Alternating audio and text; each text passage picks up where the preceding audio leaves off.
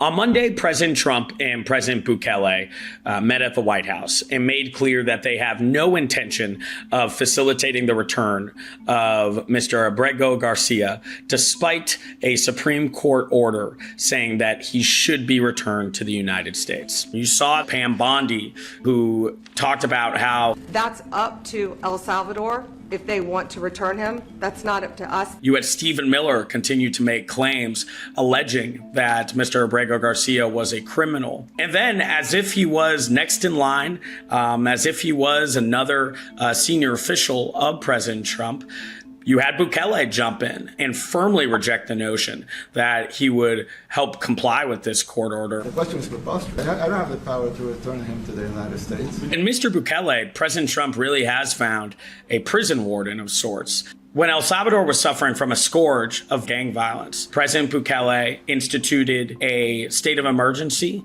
in 2022 and pursued sweeping mass arrests.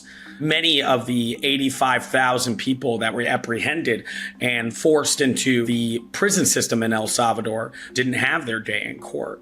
And yet, as at least the government of El Salvador has reported a drop in crime, Bukele's approval ratings have really soared. There's a similarity in the approaches of these two leaders. Bukele responds to his critics aggressively and sometimes even with ridicule on social media. And you can see some of these characteristics and how they would be appealing to a Trump White House. Sometimes they say that we imprisoned thousands. I like to say that we actually liberated millions. So, it's very good. This meeting was symbolic of how much the United States has changed. For years, the United States would treat President Bukele like a pariah. You now have a White House that's willing to open its doors to a self-proclaimed dictator. This is somebody who obviously is seeking to grow his profile on the global stage. There's definitely political capital to be gained for the president of El Salvador as well, and you saw that on Monday.